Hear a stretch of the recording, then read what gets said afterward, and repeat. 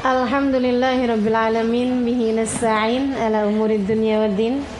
Wassalatu wassalamu ala asyrafil anbiya wal mursalin sayyidina wa maulana Muhammadin wa ala alihi wa sahbihi ajma'in. Subhanaka la ilma lana illa ma 'allamtana innaka antal alimul hakim. Rabbi shrah li sadri wa yassir li amri wahlul 'uqdatan min lisani yafqahu qawli, amma ba'du. Alhamdulillah, kembali kita akan lanjutkan kajian kita dan sudah berada di tanggal-tanggal akhir ya, jelang liburan, jelang libur panjang. Jadi teman-teman sekalian, hari Kamis yang akan datang adalah kajian kitab kita terakhir. Tunggu dulu. Tanggal 12 kajian kitab kita yang terakhir. Tanggal 19 kita akan rayakan Isra Mi'raj. Ya, insyaallah akan dihadiri oleh Ustazah Iman Sidki, insyaallah. Tanggal 19. Kemudian agenda kita tanggal 26 kita penutupan. Jadi ini bulan ini adalah bulan terakhir.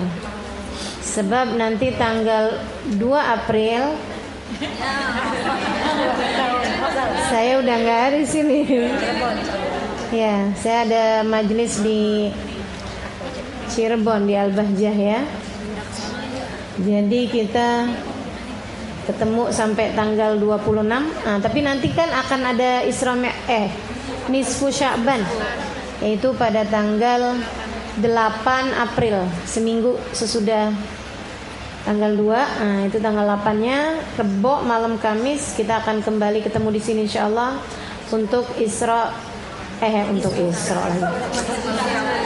untuk Nisfu Sya'ban. Nah, tuh yang bawa-bawa kado boleh tanggal itu.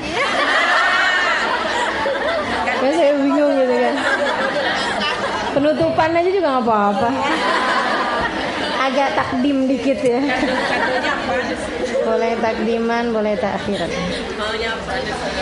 Kadonya apaan? Doa. Seindah-indah kado kan doa. Cuman nggak bisa dibungkus kalau doa ya.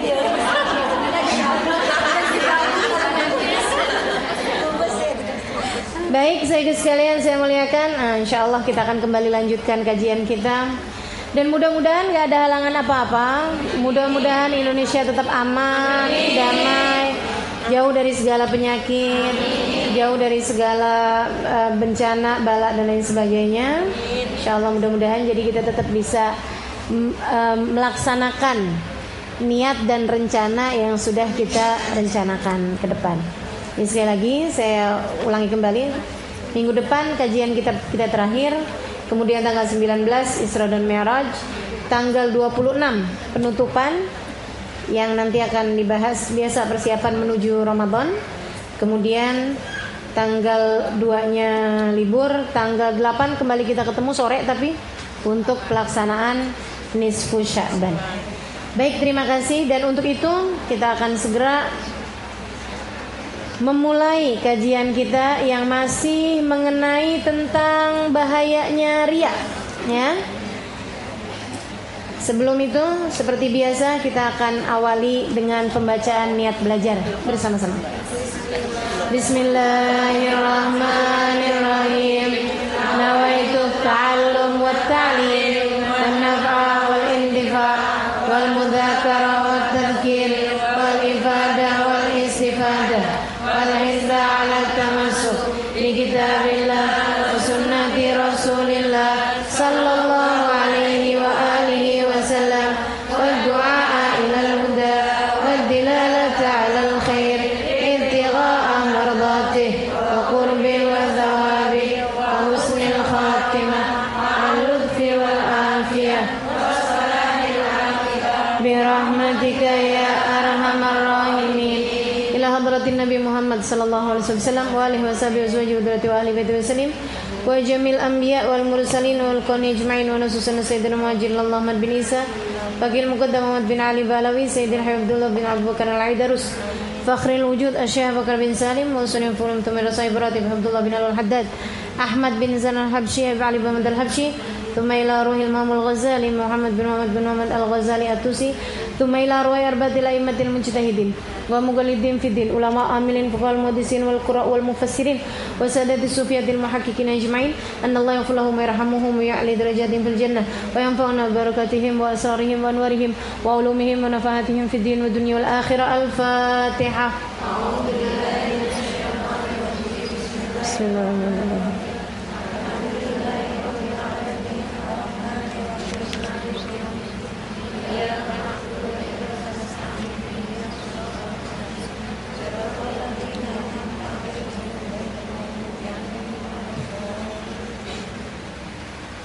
Bismillahirrahmanirrahim. Berkata Imamul Haddad dalam kitab Nasaih Ad-Diniyah halaman 365 bawah yang berbahasa Arab, halaman 402 untuk yang berbahasa Indonesia, dan halaman 597 untuk cetakan yang terbaru.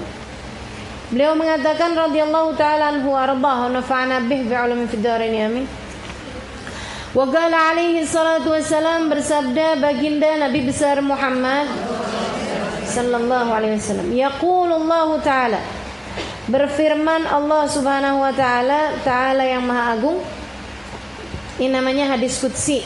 Kalau Nabi Muhammad berkata tentang firman-Nya Allah subhanahu wa ta'ala, ana aghnal aghniya, saya adalah zat yang maha kaya, saya adalah zat yang enggak membutuhkan apapun, saya zat yang maha kaya, anis syirki, enggak perlu sekutu, enggak perlu sekutu. Faman amila amalan, maka siapa yang melakukan satu amal, asyraka fihi ghairi, dia menyekutukanku dengan selainku, fa ana minhu bari, maka aku melepaskan diri darinya. Wa nasibi li syariki, aku berikan bagianku untuk sekutuku. Jadi kalau Allah lihat kamu berbuat sesuatu untuk Allah juga, tapi biar buat suami tambah sayang juga, biar dapat pujian suami juga, gitu ya. Nah ini Allah bilang, kamu mengerjakan sesuatu menyekutukan aku dengan suamimu. Kata Allah, ana minhu bari, saya lepasin diri, saya jadikan jatah saya buat dia aja. Ya udah, silakan tuh, jatahku nggak ada gitu, dari aku nggak ada. Kamu kan ada buat aku juga, buat suami kamu juga. Ya udah buat dia aja gitu semua. Wa qala alaihi salatu wassalam, sebab Allah tuh pencemburu ya. Allah tuh pencemburu. Allah enggak mau gitu kalau orang ngerjain buat Allah dan buat selain Allah. Wa qala alaihi salatu wassalam, bersabda juga baginda Nabi besar Muhammad, man sama, siapa yang puasa, termasuk puasa Rajab ataupun puasa-puasa sunnah lainnya, ataupun puasa Ramadan sekalipun, tapi yurai, dia riya, faqad asyrak, maka dia telah menyekutukanku, telah musyrik dia. Wa man shalla, siapa yang salat, mau salat fardu, mau salat sunnah, mau salat duha, mau salat tahajud, tapi yurai, dia berharap pandangan orang, dia riya, faqad asyrak, maka dia telah musyrik, menyekutukanku. Wa man tasaddaq, siapa yang bersedekah, ya, mau sedekahnya banyak, mau sedekahnya sedikit, mau sedekah berupa uang, sedekah berupa barang, yurai, tapi dia riya, faqad asyrak, maka orang tersebut telah menyekutukan Allah. Wa qala alaihi salatu wassalam, dan Nabi Muhammad alaihi salatu wassalam mengatakan, man talabad dunya, siapa yang mencari dunia, bi amalil akhirah, dengan amal akhirat, nyari dunia dengan amal akhirat. gitu kan ya. Sholat duha, pengen biar rezekinya banyak, pengen biar kaya. Baca surat Ar-Rahman biar suami tambah sayang. Baca Waqiah biar utang kebayar. Apain lagi? Sedekah. Sedekah biar dapat pujian orang. Nyari dunia bi'amalil akhirah dengan perbuatan akhirat. Tamasallahu wajhah, Allah Subhanahu wa taala akan mentomis wajahnya. Apa ya tamas ya? Mencoreng wajahnya. Wa mahaka dzikrah, dan Allah akan menghancurkan namanya. Wa athbata ismahu finnar, menetapkan namanya di dalam neraka. Wa qala alaihi salatu wassalam, dan bersabda juga baginda Nabi besar Muhammad, man ahsana shalah, siapa yang bagus-bagusin salatnya, tapi haitsu yarahun nas, ketika dia dilihat sama banyak orang. Wa asa'a shalah, dan dia jelek-jelekin salatnya. Haitsu yakhlu, ketika dia sedang sendirian. Fatilka istihana, maka itu adalah penghinaan.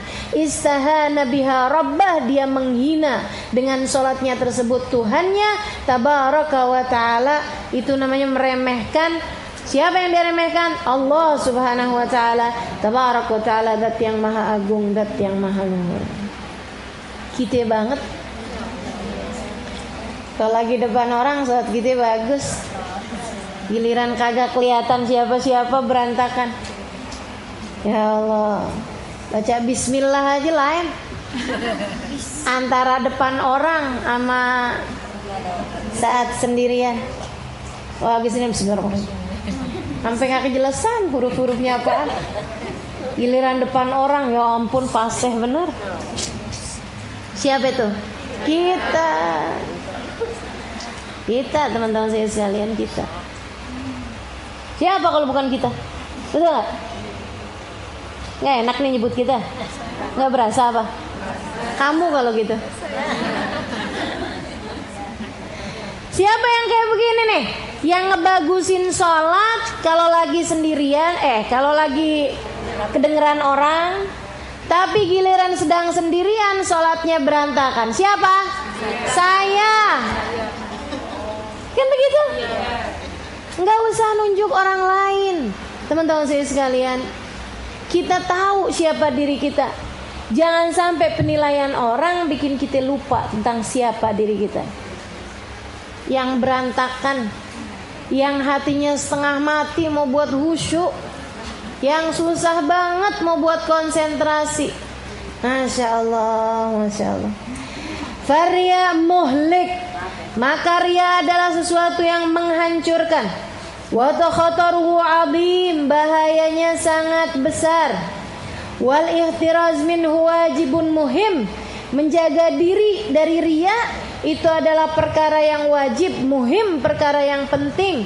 Wa asyaddu anwa'ih, dan paling bahayanya ria adalah an yatajarrad ba'itur riya fil ibadah, benar-benar pendorong ibadahnya hanya untuk ria. Dari sejak awal itu ria paling ria. Ria paling ria adalah pendorong satu amalmu dari awal emang cuman buat ngarepin orang. Bihaitsu yasir awal ma yaqsuduhun nas, sekiranya memang awal yang dia tuju dari ibadah tersebut adalah orang. Kalau enggak karena orang, enggak dia kerjain.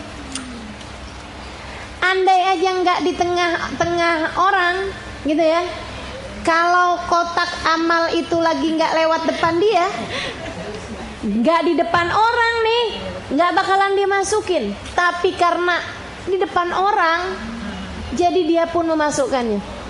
Emang bener-bener cuman karena saya enggak lagi nyebut sesiapa, teman-teman saya sekalian. Saya enggak lagi sebut sesiapa, saya lagi sebut tentang kita, tentang sesuatu hal yang masih sering menjadi ba'is kita untuk melakukannya. Saudara sekalian, Imam Ghazali bahkan menyebutkan, Coba kamu telanjang memperhatikan diri kamu. Maksudnya bukan telanjang, maksudnya melihat diri dengan apa adanya, gitu ya. Menelanjangi diri, melihat diri apa adanya. Kamu akan lihat kebanyakan yang kamu kerjakan masih karena manusia. Enggak, saya mah ikhlas. Kamu sedang riak lagi ngomong gitu tuh. Kamu berarti gak kenal sama diri kamu. Kamu gak kenal sama diri kamu. Jadi sekalian saya muliakan, saya punya seorang guru, Masya Allah, luar biasa. Salah satu ustadz yang sangat saya kagumi dulu waktu saya pesantren di Darul Qawadawah. Satu hari kami bertanya kepada beliau, Ustadz, ria itu apa sih Ustadz? Ria itu apa sih? Beliau langsung ini, apa? Ria itu apa Ustadz? Kamu tanya tentang ria, pengen tahu ria itu kayak apa? Ria itu kayak saya. Beliau bilang ria itu kayak saya. Saya nih kalau sholat, saya datang tadi, kata Ustadz itu, saya datang tadi, saya ingat saya belum sholat duha. Maka saya pun sholat duha di sini. Ada sebagian santri-santri lagi ada di depan sini. Dia bilang saya bagus-bagusin sholat saya. Sholat saya nggak kayak begitu kalau saya sedang berada di rumah. Jadi kalau kalian tanya tentang ria apa itu, ria kayak saya. Ketika saya bikin bagus ucapan saya, ketika saya bikin bagus perbuatan saya, ketika saya bikin bagus bacaan Al-Quran saya, ketika saya berada di hadapan orang, dan saya kemudian mendadak menjadi berantakan ketika saya sedang sendirian. Ria seperti saya, kata beliau. Ya Allah, teman-teman saya sekalian, itu ngajarin benar-benar saya, Halimah Lidrus, ketika mendengar itu, bahwa ternyata kita tuh emang kayak begitu. Cuman selama ini ada yang mau jujur melihat diri sendiri, ada yang tidak pernah mau jujur melihat diri sendiri. Maka mari kita jujur melihat diri sendiri, sambil meminta sama Allah, ya Allah, karuniakan kepadaku keikhlasan, karuniakan kepadaku pemahaman tentang-Mu, karuniakan kepadaku ilmu pengenalan kepadamu, yang membuat aku bisa jujur melihat diri sendiri, sehingga tidak akan pernah menyekutukan-Mu dengan apapun. Gitu. Minta sama Allah SWT. Tapi jangan dikelabuhi pemahamannya. Pemahamanmu tentang dirimu sendiri jangan mau disamarkan dengan pemahaman orang lain tentangmu.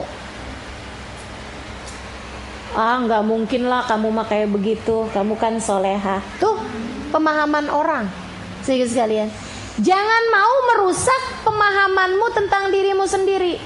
Kata Hubabah Bahiyah selalu mengingatkan saya, Halimah, jangan jadikan penilaian orang tentangmu mengelabuimu tentang siapa hakikat dirimu sendiri. Tidak ada yang tahu kamu nak kecuali Allah dan dirimu sendiri.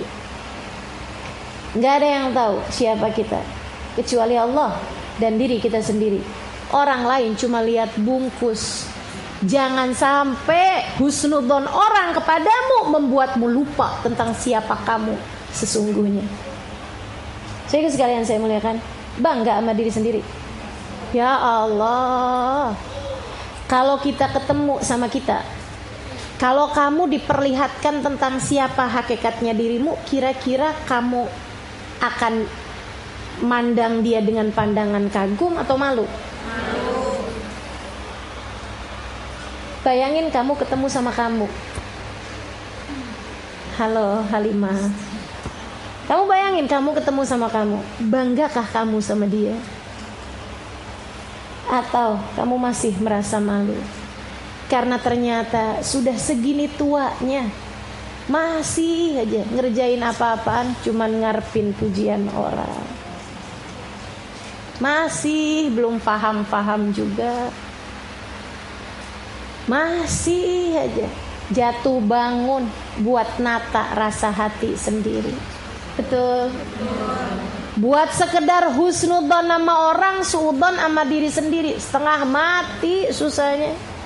Kita masih milih sebaliknya, husnudzon sama diri sendiri dan suudzon kepada orang lain. Betul? Betul. Maka mari jujur melihat diri sendiri. Kita akan lihat betapa masih banyaknya penyakit-penyakit yang menggerogoti diri kita, teman-teman sekalian. Jangan takut sama corona. Corona kebanyakannya bikin mati orang usia 80 tahun. Yang mana usia 80 tahun tuh gak usah kena corona juga emang udah pantas mati. Betul? Betul apa gak betul? Betul kan? Maaf ya umi-umi yang umurnya dari 80 tahun. Enggak, saya enggak lagi ngomongin umi-umi. Saya lagi ngomongin ibu-ibu yang muda kalau umurnya sampai 80 tahun. Ya kan begitu ya? Amar ummati ma baina sittin wa sab'in, kata Nabi Muhammad. Umur umat saya ini antara 60 sampai 70 tahun. Ya antara 60 sekian, 70 sekian. Galil man yujawiz 80. Dikit banget yang lewatin 80. Maka ketika ada corona bikin mati orang umur 80-an tahun, ya nggak apa-apa.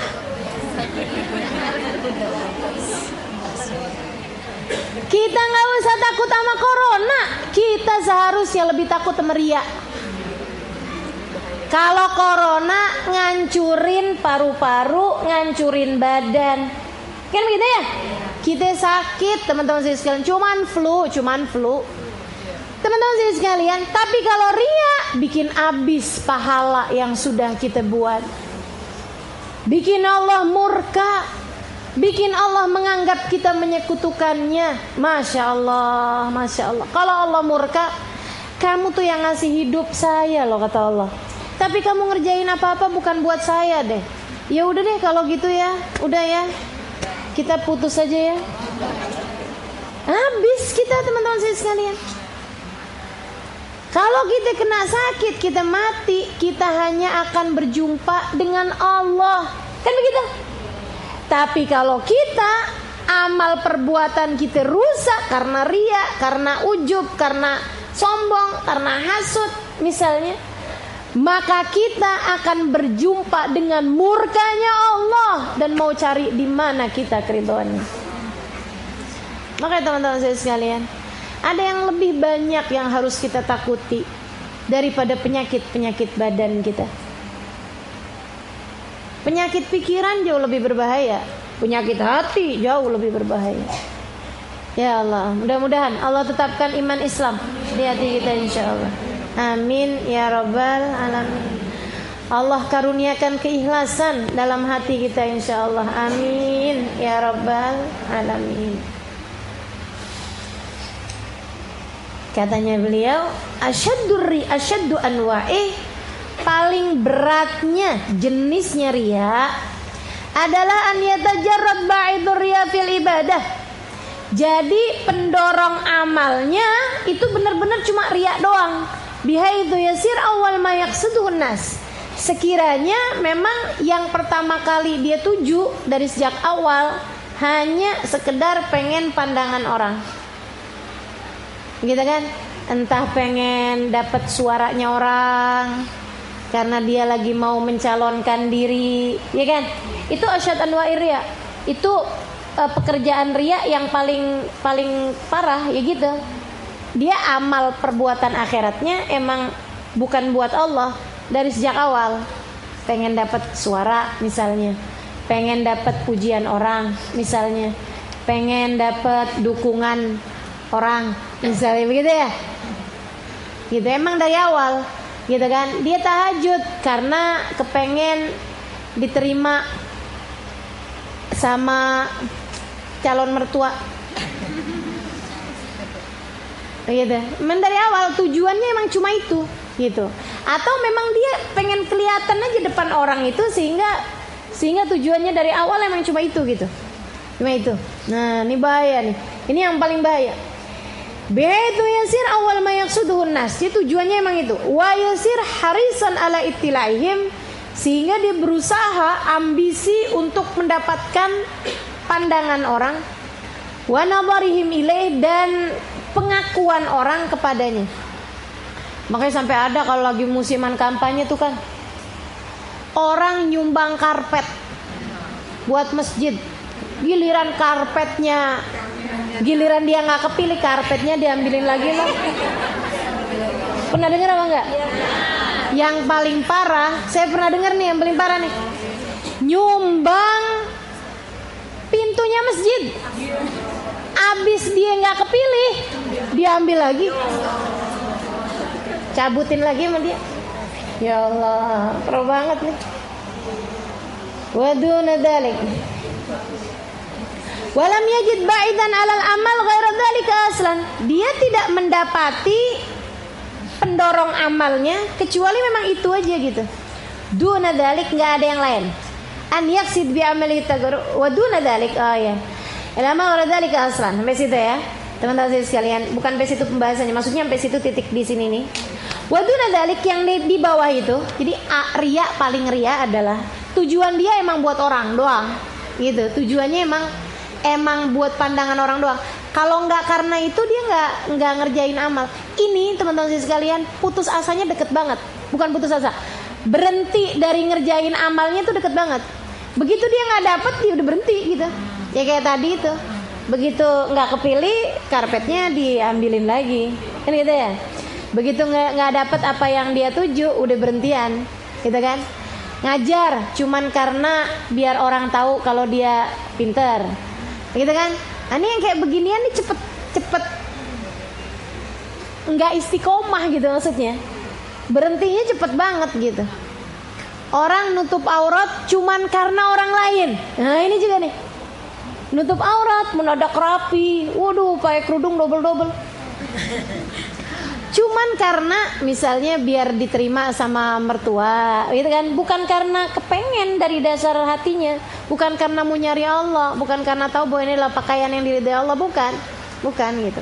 Atau cuman karena lagi musim nih, saya kan artis-artis baru nih, kayaknya kalau misalnya saya pakai jilbab gitu kan ya, kayaknya bisa naikin popularitas, bisa naikin rating, misalnya kayak gitu. Ini teman-teman saya sekalian, makanya yang kayak beginian nih nggak tahan lama gitu, nggak tahan lama. Mudah-mudahan Allah istiqomahkan kita. Termasuk yang lain-lain. Kamu mendadak rajin duha buat apa? Kalau lagi ada suami dalam rumah, kamu kerjain. Kalau dia nggak ada, enggak. Gitu kan ya? Biasanya yang kayak beginian nih pengantin baru. Suaminya belum tahu aslinya dia kayak gimana. Nah, kalau lagi di rumah mertua, mendadak rajin ibadahnya. Kalau lagi nggak di rumah mertua, berantakan ibadahnya. Ada yang begitu, ada. Siapa? Kita, saya. Ya Allah. Tuh, itu riya paling atas. Emang tujuannya cuman buat orang doang, gitu ya, buat pandangan orang doang. Yang di bawahnya itu, waduna dzalik, yang di bawahnya itu, an yaksida bi'amali tagarrub ila Ta'ala wa talab thawabul akhirah. Dia menuju dengan amalnya, dia bermaksud dengan amalnya nyari kedekatan dengan Allah Subhanahu wa taala, talab thawabil akhirah. Dia pengennya sih dapetin pahala akhirat. Ma'amura'atin nas, ama tambah bonusnya gitu. Ya, dilihat sama orang, biar orang juga tahu siapa saya, bahwa mereka udah paham juga kalau saya sudah berhijrah. Biar orang tahu bahwa saya juga solehah lah gitu kan. Talabal mahmada indahum, mencari pujian orang, wal manzilah, dan penghargaan orang. Wa hadza qabihun muhbit litsawab. Yang nomor 2 ini juga jelek. Muhbit litsawab, bikin hancur pahala juga. Tapi walladzi qablah, yang sebelumnya akbah, yang lebih jelek lagi. Wa ahbat, lebih menghancurkan amal lagi. Wa akhtar, dan lebih berbahaya. Wala yakhlu sahibahu minal itsmi wal iqab, yang atas itu bukan berpahala tapi malah berdosa. La yakhlu sahibah, membuat pelakunya tidak kosong, maksudnya ada minal itsmi, dosanya, wal iqab, dan hukuman dari Allah Subhanahu wa taala. Fa'alal mu'min an yajtahid fi daf'i riya nafsi. Maka sebagai seorang mukmin, berusahalah kamu dengan sungguh-sungguh untuk menolak riya dari diri sendiri. Berjuang melawan riya. Jadi kalau sekarang nih orang-orang lagi heboh-heboh berjuang melawan corona, mari teman-teman sekalian kita berjuang melawan riya. Wa an la yakuna lahu niyyah wa la qasd fi jami' ta'ati wa ibadati illa tagarrub ila Allah. Jangan sampai ada niat dan tujuanmu dalam seluruh taatmu, dalam seluruh ibadahmu, melainkan hanya semata mencari kedekatan kepada Allah, wa talab thawabil akhirah, dan mencari pahala akhirat. Wa bidzalika yakhlus minar riya, dengan cara itu kamu akan selamat dari riya, wa yaslam min syarrih, dan kamu akan diselamatkan dari bahayanya riya, wa baliyatih, dan bencananya riya, insyaallah taala. Semoga dengan izin Allah Subhanahu wa khafa ala nafsi wallahu a'lam bishawab. Ada seorang pemuda tukang riya. Tukang dosa, tukang maksiat. Ada seorang pemuda gemar berbuat maksiat. Maksiat mulu. Teman-teman saya sekarang bikin dosa aja. Hari-harinya bikin dosa. Mabok-mabokan, teler, godain cewek, pokoknya jadi sampah di masyarakat. Orang semua nggak ada yang peduliin dia, orang semua benci sama dia, orang semua nggak demen sama dia. Lama kelamaan dia bosen. Bosen apa?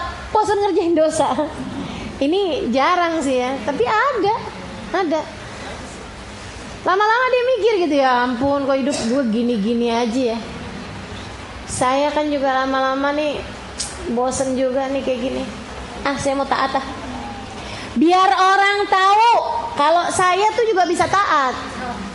Diremehin mulu nih sama orang nih saya nih. Dianggap sampah masyarakat mulu nih. Orang kira saya nggak bisa apa, jadi ahli masjid. Orang kira nggak tahu apa saya, kalau saya bisa jadi orang baik-baik. Jadi dia pun kemudian dari ahli maksiat menjadi ahli riya, ahli ibadah yang riya, kayak gitu ya. Nah, dari ahli maksiat, dari pendosa menjadi ahli ibadah yang riya. Mulailah dia pergi ke masjid. Nih sengajaan, emang pengen dapat pandangannya orang di kampung situ. Jadi kalau dia pergi ke masjid belum azan dia udah jalan, pakai sarung, pakai baju takwa, bajunya aja baju takwa namanya. Pakai peci, dia udah mandi, udah rapi, lewatin rumahnya Pak Haji, rumahnya Ustaz. Jadi kalau dia lewat, assalamualaikum. Ahli ibadah tapi riya. Sehari, 2 hari, 3 hari, 4 hari, 5 hari, sebulan, 2 bulan. Sehingga sekalian, orang-orang bilangin dia apa? Riya. Pengen pujian orang aja tuh. Tangga-tetangganya pada kayak begitu. Orang-orang di kampung dia kayak begitu. Orang di masjid apa segala macam juga. Apa sih ini? Kayak gitu. Bagus banget sih ini gitu. Ntar kalau ada orang mau ngapain dia bantuin gitu. Orang ngelihat dia sebel, teman-teman saya sekalian. Karena dia bukan ketara banget. Maksudnya dia memang dari awal niatnya cari muka, gitu kan? Kita kan kalau ngeliatin orang kayak yang cari muka gitu kan, suka malah nggak demen gitu kan? Kelihatan nggak tulus gitu loh. Lama-kelamaan dia mikir, saya nih ngerjain ibadah karena orang, mereka malah nggak ngargain saya. Saya nih sholat apa segala macam buat mereka loh, mereka malah nggak ngargain saya. Saya kepengen biar mereka tahu kalau saya ahli ibadah. Malah mereka bilangin saya ria, padahal emang iya. Mereka malah gak demen sama saya, padahal saya ngerjain ini semua buat mereka. Sia-sia. Kecewa saya sama orang-orang ini. Yaudah kalau gitu, bodoh amat dah sama orang. Dia pun mulai tidak mengerjakan sesuatu untuk mereka, tapi ngerjainnya buat biasa aja, terus aja kayak gitu. Dia ketemu Pak Ustadz, Assalamualaikum Pak Ustadz. Hanya saja tujuannya nggak lagi mau nyari pujiannya orang tersebut, pujiannya Pak Ustadz. Tapi benar-benar aja Rasulullah nyuruh kita ucap salam, kita ucap salam. Ketemu orang, ibu, mari bu ke masjid, gitu kan, biasa, kayak biasanya aja. Tidak ada yang berkurang sedikit pun dari yang biasa dia lakukan, yang dulu sama yang sekarang. Cuman bedanya di niat. Dan orang gak ada yang tahu sebenarnya urusan niat, kan gitu ya. Orang gak tahu urusan niat, teman-teman saya sekalian. Tapi Allah tahu. Allah tahu. Subhanallah. Sebulan, 2 bulan, 3 bulan, orang-orang bilang, ya ampun tuh orang emang soleh. Dulunya sih dia gak benar dulunya, tapi sekarang Masya Allah tuh anak sekarang luar biasa, ahli masjid, Masya Allah, tukang bantu orang, ibadah. Anak kita biarin temenan tuh sama dia. Anak-anak di kampung kita biar temenan tuh sama dia. Masya Allah. Tuh teman-teman saya sekalian, kamu ngarepin orang, Allah halangkan kamu dari pujian orang, Allah halangkan kamu dari Allah tentu saja. Ketika kamu nyari Allah Subhanahu wa ta'ala, Allah kemudian berikan rahmatnya padamu, dan Allah palingkan hati orang-orang kepadamu. Jadi kamu kalau ngerjain sesuatu karena orang, rugi dua-duanya. Kamu gak dapetin Allah, kamu gak dapetin orang. Betul? Maka ngapain kamu ngerjain sesuatu karena orang? Udah cukup pengalaman hidup kita bahwa kalau kita ngarep dari orang malah kita gak dapet, malah banyak kecewanya. Tapi begitu kita ngarep Allah, Masya Allah, Allah akan gerakkan hati hamba-hambanya buat bantu kita, tanpa kita perlu cerita, tanpa perlu kita minta sama orang. Allah yang gerakin, teman-teman saya sekalian. Masya Allah. Kalau kayak begitu ya udah, ngapain kita ria, ngapain kita kepengenan sama pandangan orang. Cukup aja pandangan Allah Subhanahu wa ta'ala sebagai satu-satunya yang kita harapkan. Mudah-mudahan Allah karuniakan keikhlasan. Amin ya rabbal alamin. Bikin rusak amal, teman-teman saya sekalian. Ria itu habis amal seseorang karena ria. Saya ceritakan lagi, walaupun mungkin sebagian teman-teman ada yang masih ingat. Ada orang lagi baca Quran di malam hari. Dia bangun malam, dia tahajud, dia ibadah, habis itu dia baca Quran.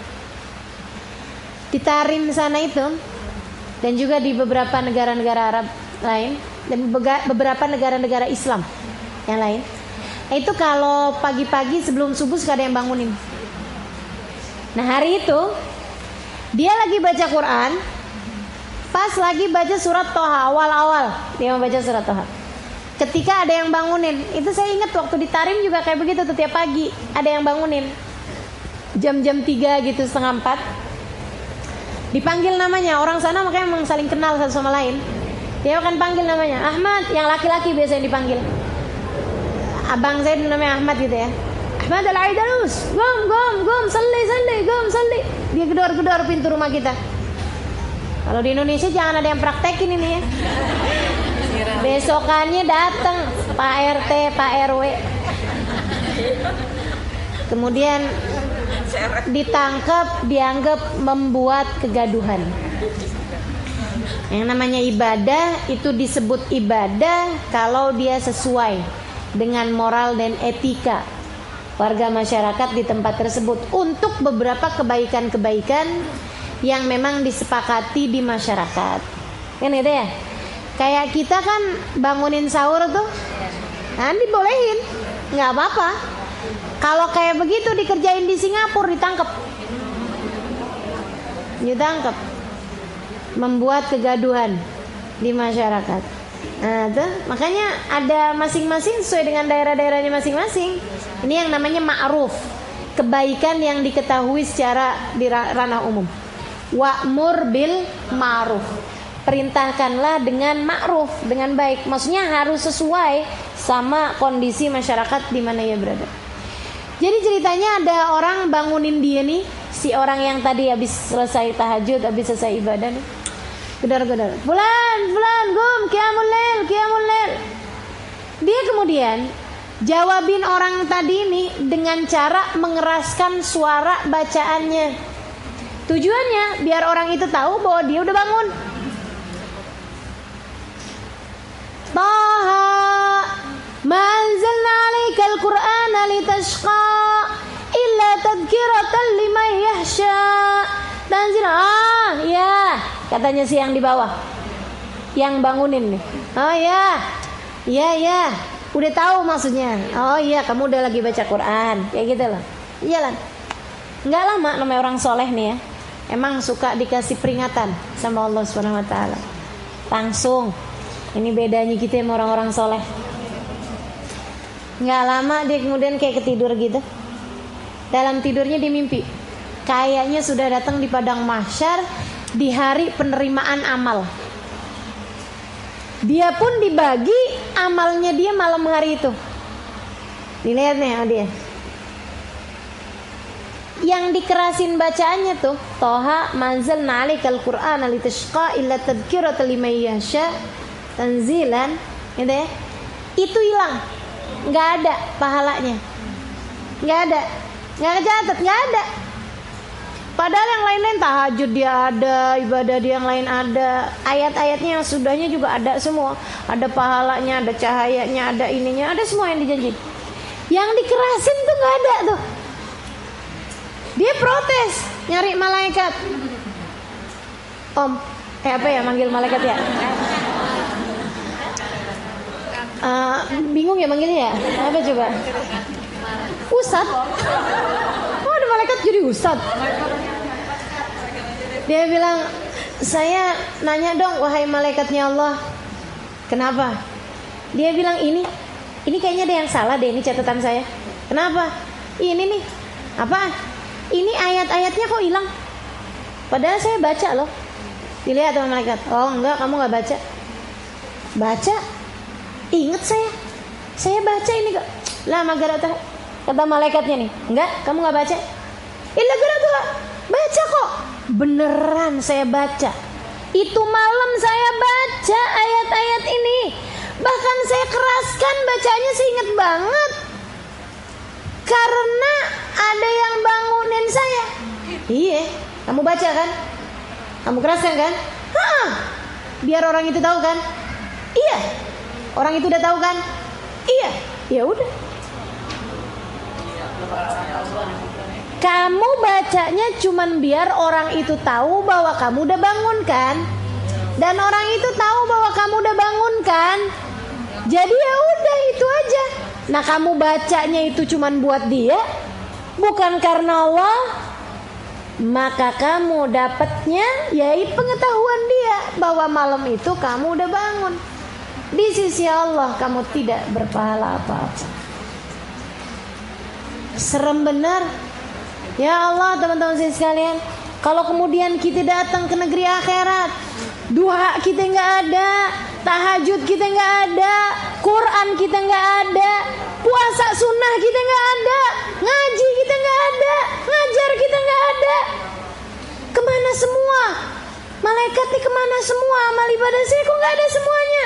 Karena kamu melakukannya bukan karena Allah. Karena kamu melakukannya hanya karena pandangan orang. Karena kamu melakukannya hanya untuk mendapatkan pujian orang. Bukankah sebagian orang telah memujimu? Maka dari kami tidak ada nilainya sama sekali. Habis kita. Serem benar. Ya Allah. Mudah-mudahan Allah selamatkan. Mudah-mudahan Allah selamatkan. Mudah-mudahan Allah selamatkan. Amin ya rabbal alamin. Ngeri. Ya Allah, khair insyaallah. Mudah-mudahan Allah karuniakan keikhlasan. La hadratin Nabi Al-Fatihah.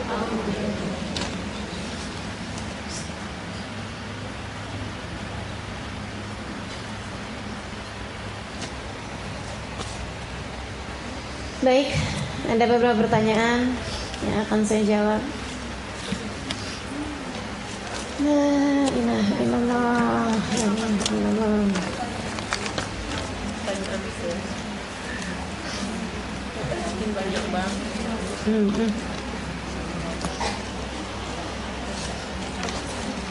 Assalamualaikum Ustaz yang saya sayangi. Apa kiatnya supaya iman kita nambah naik minimal stabil? Ngaji ya salah satunya, ngaji terus. Kamu perhatiin dalam diri kamu apa yang bisa bikin kamu turun dan apa yang bisa bikin kamu naik. Kamu perhatiin, sebab masing-masing orang bisa jadi berbeda-beda.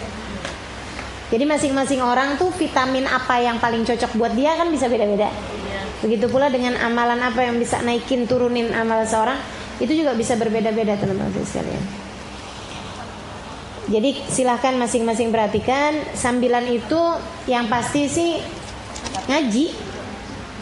Karena seperti katanya Abu Dzar Al-Ghifari, beliau mengatakan amatara al-jism idza muni'a min ta'amihi thalathata ayyam yamut wa mithluhu al-qalb idza muni'a min ta'amihi thalathata ayyam fa huwa yamut. Dia bilang, kamu lihat badan orang nih, kalau nggak dikasih makan 3 hari 3 malam mati. Demikian pula nggak dikasih makan minum 3 hari 3 malam mati. Demikian pula dengan hati iman kita, kalau nggak dikasih 3 hari makanannya, maka dia pun mati. Apa makanannya? Al-ilmu nafi', ilmu yang bermanfaat. Makanya dengerin nasihat tuh seenggaknya 3 hari sekali. Nggak bisa hadir di majelis, bisa dengerin kajian, live streaming, misalnya gitu ya. Kalau bisa bikin ini sendiri, bikin paham sendiri, bikin ilmu sendiri, maksud saya bisa murojaah sendiri, silahkan. Buka Quran, baca Quran, itu nggak ada yang lebih manfaat daripada firman Allah SWT tentu saja. Kalau nggak cukup ngerti, jangan coba-coba, karena malah bisa takutnya setan yang masuk, akhirnya setan ngajarin, akhirnya bukan malah dapat ilmu manfaat, malah jadi nambah bingung. Kalau mau kayak begitu, lebih baik buka aja kajian-kajian kitab-kitab, ya, kitabmu tuh Nasaih Ad-Diniyah, sambil dibaca-baca, diulang-ulang, inget-ingetin keterangannya, kan gitu. Lihat-lihat catatanmu sendiri, nah, itu nambahin naikin iman, atau sekurangnya stabilin iman.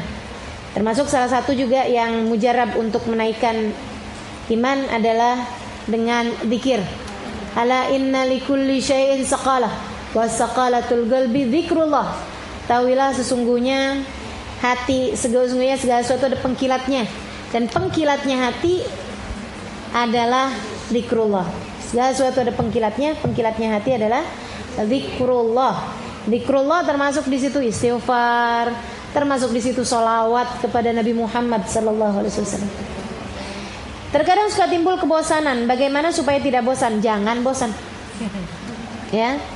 Gimana caranya biar nggak bosan? Kamu harus tahu bahwa itu adalah kebutuhan. Ada nggak yang bosan makan? Ada nggak yang bosan pakai baju? Ada nggak yang bosan bawa HP? Nggak ada tuh. Malah tiap kali ketinggalan dipaksain balik lagi kalau HP-nya. Betul? Kenapa kamu nggak pernah bosan? Karena kamu tahu itu adalah kebutuhanmu. Karena kamu tahu itu adalah kepentinganmu, maka jadikan ibadah setara itu. Kamu tidak akan pernah bosan melakukannya. Teman-teman saya sekalian, saya menjadikan ngajar saya seperti itu. Makanya saya nggak pernah bosan. Ngajar saya adalah kebutuhan saya.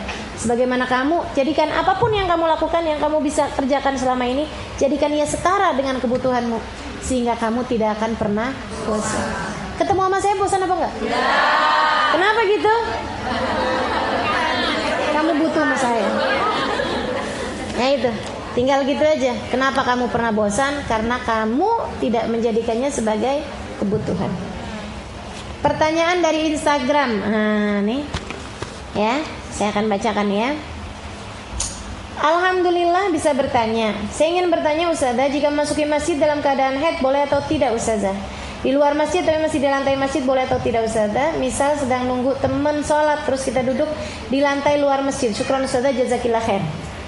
Jadi gini, di Instagram saya itu sekarang ada video yang menjawab pertanyaan ya, Q&A. Nah itu boleh nanya di situ. Jadi ini pertanyaannya saya jawab agar dia bisa dengerin. Nanti saya taruh di Instagram, ya. Saya taruh videonya di situ. Jadi dia nanya nih, dia bilang dari Elva Suci. Alhamdulillah saya bisa bertanya. Saya ingin bertanya Ustazah, jika masuki masjid dalam keadaan haid boleh tidak Ustazah? Di luar masjid tapi masih di lantai masjid boleh atau tidak? Misal sedang nunggu teman sholat terus duduk di lantai luar masjid. Syukran Ustazah, jazakillah khair. Jadi begini teman-teman saya sekalian, masjid itu tidak diperkenankan buat perempuan yang haid, ya. Yang mananya tuh yang masuk bagian masjid adalah bagian dalam ruang masjid. Bagaimana dengan serambinya? Ada ikhtilaf. Tapi yang tangga masuk masjid itu semua sepakat bahwa itu bukan masuk masjid. Tangga, ya, tangganya tuh. Kemudian yang toilet itu juga sepakat bahwa itu bukan masuk masjid. Tempat naroin sendal, rak-rak tuh, nah itu luar tuh, itu juga bukan masuk masjid. Termasuk kalau di sebagian masjid ada tempat naroin apa tuh? Beduk masjid. Nah, itu bukan masuk bagian masjid. Termasuk juga seperti yang tadi saya sampaikan, lantai toilet, mau jalan lorong menuju ke toilet, gitu ya, kan ada jalannya tuh. Nah itu juga bukan termasuk bagian masjid, teman-teman saya sekalian. Artinya kalau kamu etikaf belum cukup. Saya mau etikaf, di mana? Di toilet. Toiletnya masjid nggak kena, nggak bisa. Nggak bisa. Atau di tempat sendal gitu ya. Mau lagi ngapain kau di situ? Itikaf. Nggak kena, itikaf masuk dalam gitu. Dan karena ianya bukan tempat yang cukup buat itikaf, maka juga tidak dianggap sebagai masjid. Karenanya boleh bagi wanita yang sedang haid untuk berada di tempat tersebut. Bagaimana dengan teras? Teras itu bagian masjid tapi belum masuk dalam, belum masuk ruangan dalam. Nah itu banyak diantara para ulama yang mengatakan belum masuk masjid. Jadi perempuan yang haid kalau hadir ngaji boleh duduk di situ, jangan di dalam, gitu ya. Itu kebanyakan pendapatnya para ulama. Tapi ada juga yang mengatakan enggak, itu udah masuk masjid pokoknya, udah masuk lantai yang sama tuh, walaupun belum masuk ruangan dalamnya. Nah itu sudah masuk bagian masjid, katanya seperti itu. Jadi saran saya, kalau kamu lagi nungguin teman, ya udah duduknya jangan di dalam, tapi duduknya di luar atau di tangga-tangga atau di tempat-tempat yang memang kita tahu bahwa dia tidak satu ruangan serta tidak satu bangunan di dalam kawasan yang masjidnya. Nah itu, silahkan duduk di situ untuk menunggu temanmu yang sedang mengerjakan sholat, gitu ya. Assalamualaikum Ustazah yang baik, mau tanya, benarkah sholawat adalah satu-satunya ibadah yang pasti Allah terima walaupun ria kita bersholawat dan hati kita tidak hadir? Betul. Ini sesuai dengan apa yang disampaikan oleh Imam Asy-Syafi'i alaihi ridwanullah. Amaluna bainal qabuli wa raddiha illa salatu alal habibi Muhammadi fa innaha maqbulatun hatman bighairi taraddudi. Amal kita, kata beliau, ada yang diterima, ada yang ditolak, kecuali solawat kepada Nabi Muhammad. Ketahuilah, sungguhnya solawatmu kepada Nabi Muhammad pasti akan diterima Allah tanpa ada keraguan. Makanya memang teman-teman saya sekalian, mengingat hal ini, saya sarankan untuk orang-orang semacam saya yang sulit menata hati untuk ikhlas, sulit menata hati untuk tidak riya. Saudara sekalian, kalau ada ibadah yang mau kamu perbanyak, silahkan perbanyak sholawat kepada Nabi besar Muhammad sallallahu alaihi wasallam. Assalamualaikum Ustazah warahmatullahi wabarakatuh. Semoga Ustazah Halimah selalu dalam lindungan Allah dan bahagia dunia akhirat, amin. Izin bertanya Ustazah, apakah arisan diperbolehkan Ustazah? Apabila boleh, bolehkah kita pas dapat arisan ngasih uang atau makanan ke yang pegang arisan? Terima kasih Ustazah. Boleh. Arisan apa tuh? Arisan boleh dengan syarat. Satu, tidak lama-lama. Arisan tuh kalau lama jadi nggak boleh. Kenapa? Nilai uang kita turun. Arisan kok 5 tahun? Nilai uang tahun sekarang, nilai uang 5 tahun lalu, bedanya jauh. Ya kan gitu ya? Bedanya jauh. Saya ikut sekalian, 5 tahun lalu tahun berapa? Tahun 2015. Tahun 2015 beras harganya sekilo berapa itu? Agak tahu saya. Sekarang berapa sih? Sekarang aja nggak tahu. Yang biasa ada yang sedengan berapa? 10.000 ya. 10.000. Zaman 2015 8.000 bisa jadi.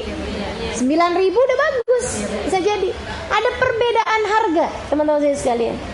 Nilai uangnya menilai emas beda-beda gitu. Tahun itu 5 tahun yang lalu beli emas sekian dapat sekian. Tahun sekarang bisa nggak dapat segitu. Kan gitu. Nah, karena nilai uangnya turun, teman-teman sekalian, nggak boleh arisan lama-lama. Karena itu nguntungin buat yang dapat duluan, merugikan buat yang dapat belakangan. Itu syaratnya. Nggak boleh lama-lama. Paling lama berapa? Setahun lah. Setahun, pantes-pantesnya mas setahun. Gitu ya. Itu satu. Sama yang kedua syaratnya, teman-teman sekalian, tidak boleh berkurang dari jatah yang sudah dibayarkan. Kalau berkurang atau bertambah dari jatah yang sudah dibayarkan, nah itu berarti arisannya pakai riba. Kan gitu ya? Kalau yang dapatnya duluan dia mesti bayarnya sekian. Yang dapatnya belakangan dia boleh bayarnya sekian. Misalnya. Atau bayarnya sebulannya 1 juta. Selama 1 tahun dapatnya 11 juta. Itu yang 1 juta hilang kemana? Yang 1 juta buat yang pegang arisan haram. Karena jatuhnya yang 1 jutanya riba. Kan begitu? Itu kan berarti kayak arisan bayar 12 juta dapatnya 11 juta.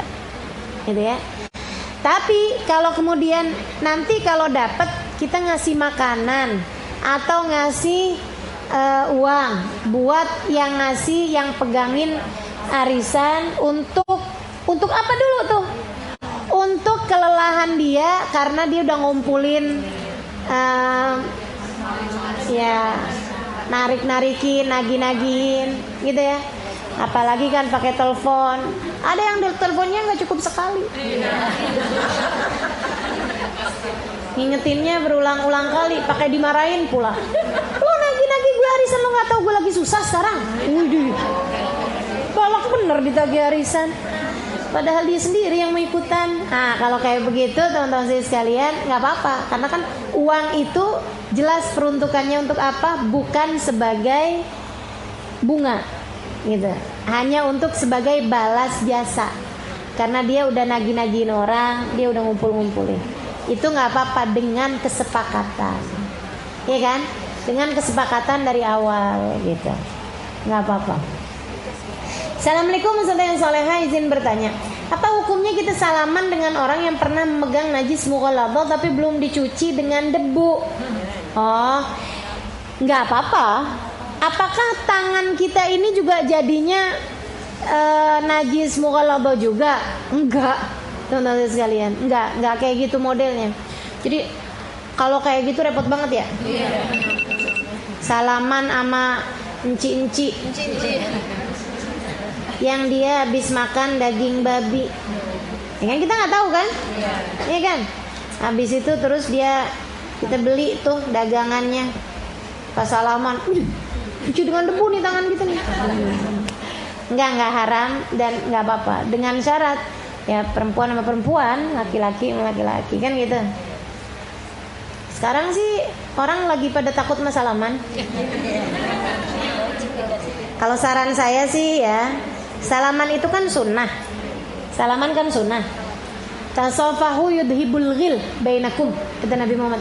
Bersalamanlah maka akan menghilangkan, menggugurkan dosa, menggugurkan rasa gak suka di hati kalian. Maksudnya kalau kita lagi sebel sama orang terus salaman, nah itu insyaallah bakal ngilangin rasa gak enak di antara kita gitu. Itu satu. Ama katanya Nabi Muhammad, berguguran dosa madam al-yadan lam yatafarqa. Idza tasafahal musliman, apabila dua orang muslimah saling bersalaman, maka akan berguguranlah dosa dari keduanya selagi tangannya belum saling terpisah. Kan begitu? Jadi yang namanya salaman itu sunnah. Jadi menurut saya salaman mah salaman aja. Kan gitu ya? Tapi cipika-cipiki itu memang enggak sunnah. Enggak sunnah tuh cipika-cipiki, dari mana ceritanya? Jadi kalau sama saya salaman aja lah. Cipika-cipiki emang sebenarnya juga bukan merupakan kesunahan. Jadi nggak perlu juga, gitu kan ya? Babah Nur tuh suka kesel tuh sama kita tuh. 25 orang sini nih, gitu. Bilangin sama mereka apa? Kalau pipi kita tuh sebaiknya cium suami kita aja. Saya bilang, waduh Bapak agak repot nih saya bilangin orang-orang. Ibu-ibu, kalau mau cium pipi silakan pipi suaminya aja ya. Pipi anak-anaknya aja, gitu ya. Pipi orang tuamu aja, gitu kan ya. Ya udah deh saya sampaikan sekarang. Padahal babah nyampeinnya udah di waktu itu. Cuman baru keingetan sekarang karena memang orang sekarang lagi pada ribut nih, mumpung pas timingnya gitu. Jadi saya sarankan bukan hanya ketika musim corona ini ya, tapi untuk selamanya. Maksudnya untuk sampai kapan-kapan aja. Kalau salaman cukup tangan aja, nggak usah dengan cipika-cipiki. Cium pipi kanan, cium pipi kiri. Disingkat cipika-cipiki. Orang kita emang hobinya galak disingkat-singkat. Apa hukumnya bangkai semut apabila terbawa sholat? Enggak sah kalau tahu dari awal. Kalau enggak tahu, ya enggak ada hukum. Ya. Kalau tahu nih ada bangkai semut, ya mesti dibersihin. Ya. Jadi teman-teman sekalian, bangkai itu malah kalau di air nggak apa-apa, kalau di baju ke bawah sholat malah nggak boleh. Bangkai itu adalah najis. Bangkainya binatang maladamalah. Bangkai binatang maitataman ladamalah. Nah itu dalam istilah fikih. Bangkai binatang yang tidak memiliki darah mengalir. Ya, itu kalau di air malah nggak apa-apa. Dengan syarat dia masuk ke air tersebut hidup, kemudian mati di dalamnya. Itu malah nggak najis. Dengan syarat sebelum minum kamu angkat dulu. Jelas? Kamu punya kopi, gitu kan ya? Nggak lama kemudian ada lalat, masuk ke situ, nyemplung di situ, hidup waktu ini. Akhirnya kemudian dia minum di situ, ternyata dia mati karena nggak bisa berenang. Kita pas waktu mau minum ada lalatnya, gimana nih? Waduh najis dong. Enggak, lelepin, kata Nabi itu gitu. Dia akan masuk di satu sayap, lelepin sayap yang lain gitu ya. Kemudian angkat. Dengan syarat diangkat dulu. Jangan alhamdulillah pengen tahu juga rasanya. Pengen tahu rasanya lalat. Pengen tahu rasanya semut. diminum. Nah itu najis kalau kayak gitu. Tapi kalau habis itu kemudian dikeluarkan, airnya nih hukumnya apa nih? Suci airnya. Termasuk juga yang nggak ketahuan. Misalnya ada bangkainya semut ya, kita nggak ketahuan, gelak. Kita lihat, semut gitu misalnya. Cicak aja.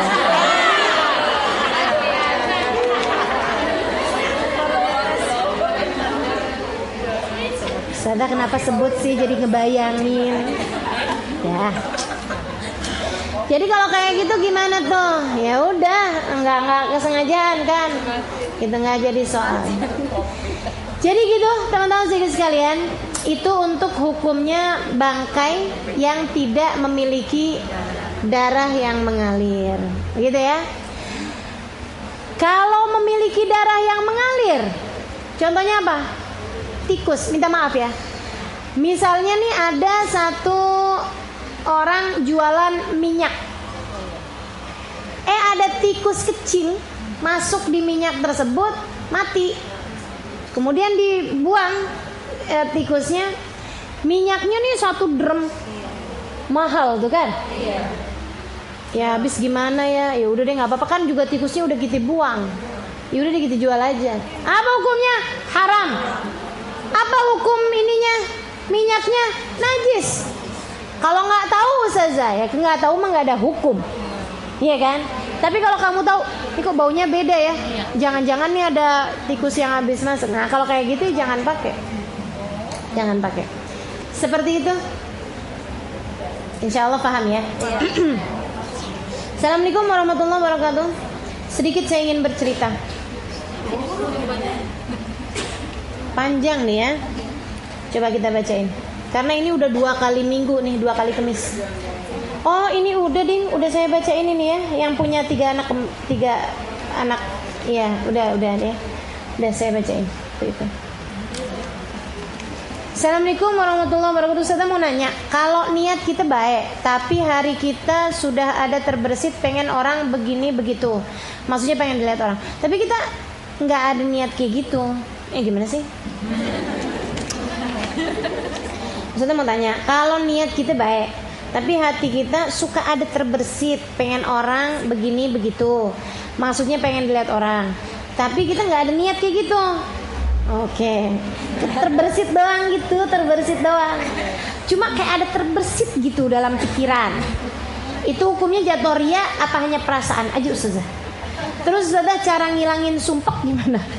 Terus Ustazah sifat takut itu sama seperti suudon nggak Ustazah? Terima kasih. Pertanyaannya banyak banget nih. Borongan banget nih, padahal tulisannya kecil banget gini. Itu yang kayak gitu. Yang pertama nih kita suka terjadi nih. Kayak gitu tuh kayak gimana? Itu namanya khawatir. Khawatir itu kafaratuha, begitu ya. Di mujanabatuha kafaratuha. Jadi diilangin pikiran tersebut, itu ngapusinnya.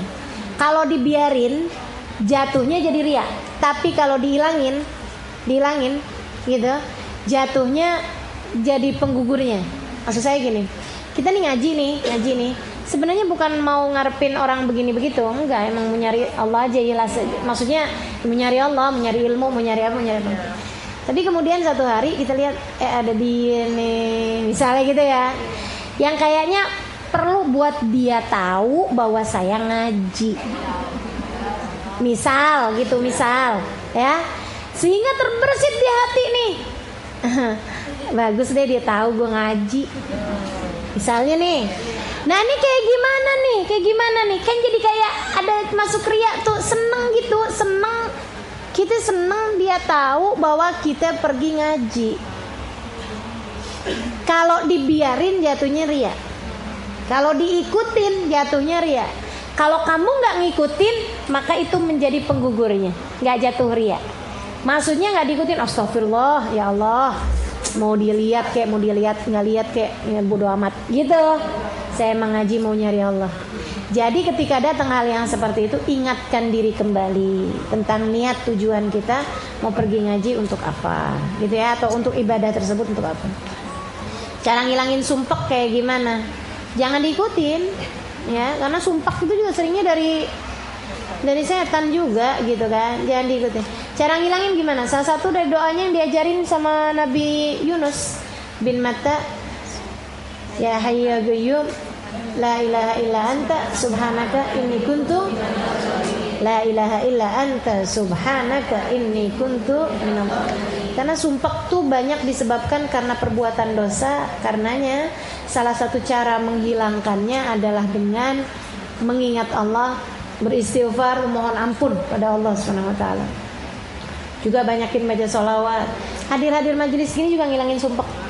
Ya. Nah. Terus Ustazah, sifat takut itu sama enggak sih sama suudzon? Mirip-mirip sih, karena kebanyakannya orang takut karena suudzon kepada Allah. Ini takut sama corona. Gitu ya. Ya enggak apa-apa juga, cuman jangan sampai akhirnya enggak ngaji dah saya takut nanti ada di antaranya tuh yang kena sakit. Dia nggak tahu kalau dia sakit, akhirnya dinularin begitu, gitu kan? Aduh, udah deh, saya selama masih ada isu corona nih, corona udah masuk di Indonesia, saya nggak mau pergi ngaji. Itu jatuhnya suudzon juga. Kita yakin aja bahwa insya Allah Allah akan jaga kita sekalian, gitu kan ya? Bismillah. Ustazah yang dirahmati Allah, mohon maaf saya mau tanya Ustazah, ada yang pinjam uang sama saya awalnya untuk kepentingan maulid karena sedang menunggu transferan dari salah satu sponsor yang janji akan transfer sore sebanyak 10 juta. Saya percaya karena saya kenal orangnya dan dia dekat dengan para syarifah. Akhirnya saya kasih dengan tidak pikir panjang karena saya percaya aja. Sampai sekarang udah 1 bulan 2 minggu, uang saya belum juga kembali. Padahal itu uang saya yang saya punya untuk modal usaha saya. Saya harus gimana ya Ustazah? Sudah ditagih dia malah cerita mobil dia udah disita, sedang proses cerai dan lain-lain. Saya sedih dan saya bingung sekarang karena saya juga perlu uang itu. Mohon doa ya Ustazah, semoga uang saya dapat kembali. Terima kasih Ustazah, semoga selalu dalam lindungan dan kasih sayang Allah Subhanahu wa taala. Amin ya rabbal alamin.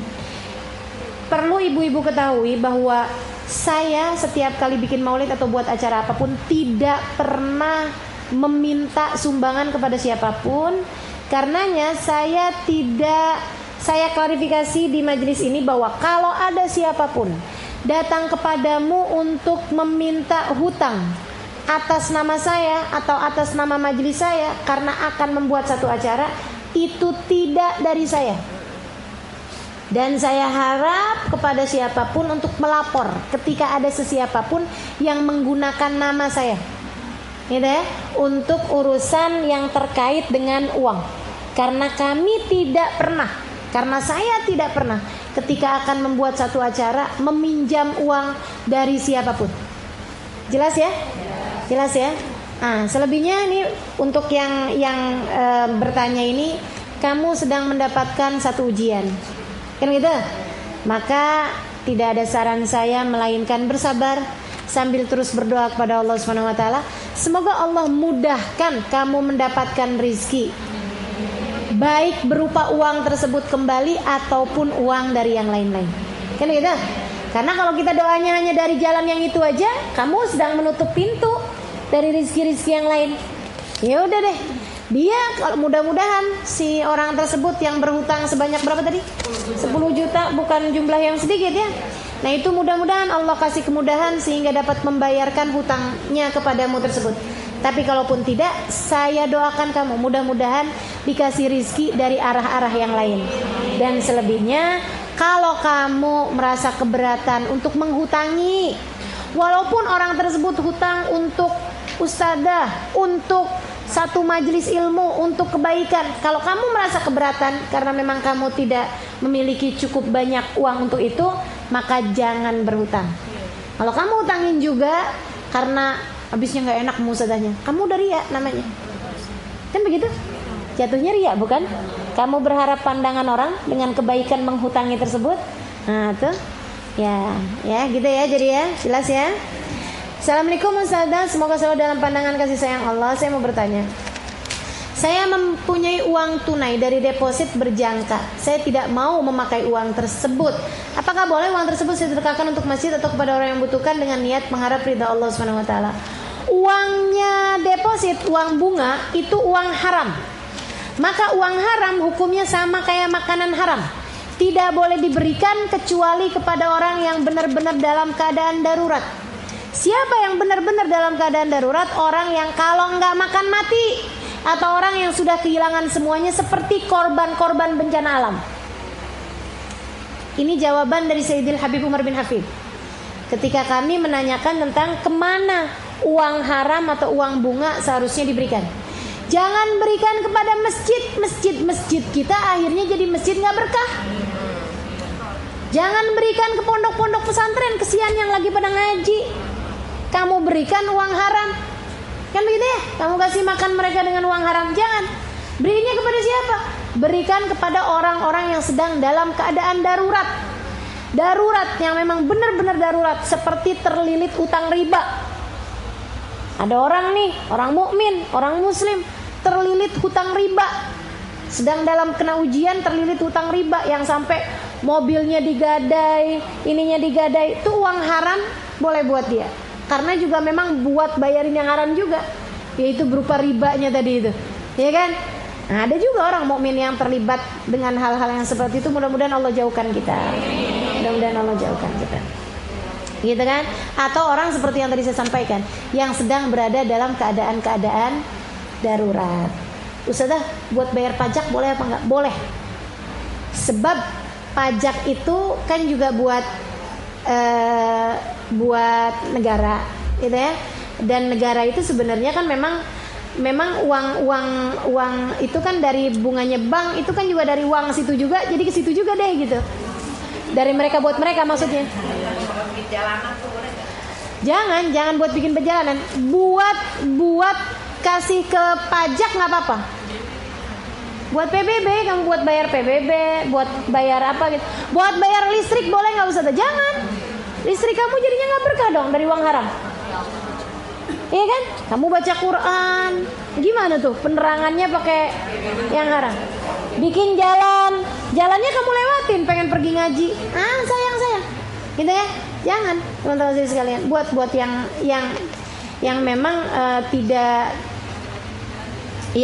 tidak terkait kamu sama sekali dengan hal tersebut, seperti uang pajak, boleh buat kepajakin, atau kemudian boleh buat orang yang dalam keadaan darurat. Assalamualaikum Ustaz Alimah, yang lucu dan imut saya mau tanya. Sebelum tidur saya selalu sholat witir 3 rakaat. Pada pertengahan malam saya terbangun sholat tahajud. Apakah setelah sholat tahajud saya perlu sholat witir lagi? Nggak perlu. Dan apakah boleh juga sholat witir dikerjakan sebelum tidur? Bagus, sholat witirnya bagus, dikerjakan sebelum tidur 3 rakaat.